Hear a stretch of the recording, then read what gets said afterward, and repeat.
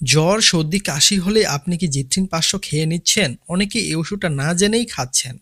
আর এই একটা ভুল আপনার শরীরে বড় সমস্যা তৈরি করতে পারে। ভিডিওর একদম শেষে বলবো কোন তথ্যটা না জেনে খাওয়া সবচেয়ে বিপজ্জনক হতে পারে। জানতে চাইলে শেষ পর্যন্ত থাকুন। আর আমাদের চ্যানেলে আপনি নতুন দর্শক হয়ে থাকলে এই ধরনের মেডিসিন রিলেটেড ভিডিও পেতে চ্যানেলটি সাবস্ক্রাইব করতে ভুলবেন না। ধরুন পাশের বাসার একজন বলল, আরে আমার তো এমন সমস্যা ছিল, আমি খেয়েছি, ভালো ফল পেয়েছি। জিথিন ৫০০ কিনে নিয়ে এসো, খাও, কাল থেকে ভালো হয়ে যাবে। আমাদের সমাজে এই দৃশ্যটা খুবই পরিচিত। কিন্তু প্রশ্ন হলো, এই ওষুধটা আসলে কি? সবাই কি এটা খেতে পারে? চলুন সহজ ভাষায় বুঝে নেই। জিথিন ৫০০ ট্যাবলেট কি? জিথিন ৫০০ ট্যাবলেটের জেনেরিক নাম হলো এজিথ্রোমাইসিন ডাইহাইড্রেট। কোম্পানির নাম হচ্ছে রেনেটা ফার্মাসিউটিক্যালস লিমিটেড। এটি প্রস্তুত করে থাকে এবং বাজারজাত করে থাকে। এটা একটি অ্যান্টিবায়োটিক, মানে ব্যাকটেরিয়ার বিরুদ্ধে কাজ করে। কিন্তু সাবধান, এগুলো তথ্য না জেনে খেলে উল্টো বিপদ হতে পারে। এখন জানুন জিথ্রিন ৫০০ এর কাজ কি।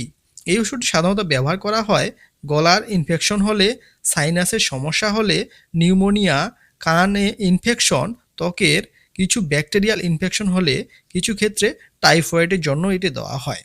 ভাইরাল জ্বর বা সাধারণ সর্দি কাশিতে এটি কাজ করে না। কেন চিকিৎসকরা জিথ্রিন লিখে থাকেন? অনেকে এটি জানতে চান।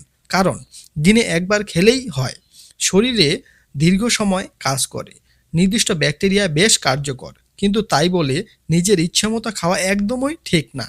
আপনি কি কখনো ডাক্তারের পরামর্শ ছাড়া জিথিন ৫০০ খেয়েছেন? কমেন্টে হ্যাঁ বা না লিখে জানান। কাদের জন্য উপযোগী? যাদের ব্যাকটেরিয়াল ইনফেকশন হয়, চিকিৎসক যদি প্রেসক্রাইব করেন তখন এটি খাওয়া যায়। কাদের জন্য নয়?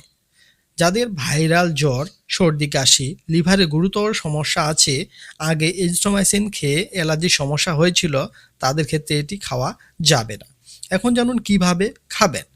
এটি সাধারণত দিনে একবার, খাওয়ার ১ ঘন্টা আগে বা খাওয়ার ২ ঘন্টা পরে খাওয়া যেতে পারে। এতে খেলে খুব ভালো কাজ করে এই ওষুধটি। ডোজ ও নিয়ম ডাক্তারের পরামর্শ অনুযায়ী হয়ে থাকে। এখন জানুন কতদিন খাবেন।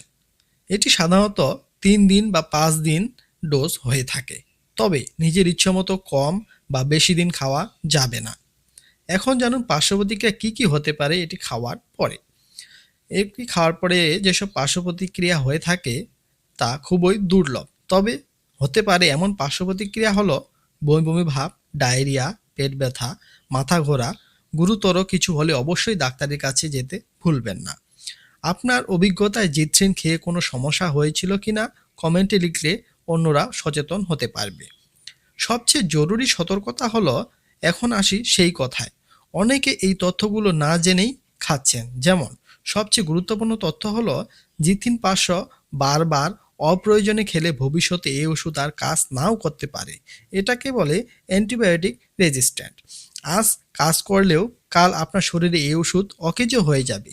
তাই যে কোনো ওষুধ অন্যের কথা মতো খাবেন না। অতএব এই ভিডিওটি যদি আপনার একটু উপকারে আসে তাহলে একটি লাইক দিবেন এবং চ্যানেলে নতুন দর্শক হয়ে থাকলে চ্যানেলটি সাবস্ক্রাইব করতে ভুলবেন না। পরিবারের সবার সাথে শেয়ার করুন যাতে তারাও সচেতন হতে পারে, কারণ সঠিক তথ্যই পারে ভুল ওষুধ খাওয়া থেকে বাঁচাতে। ধন্যবাদ।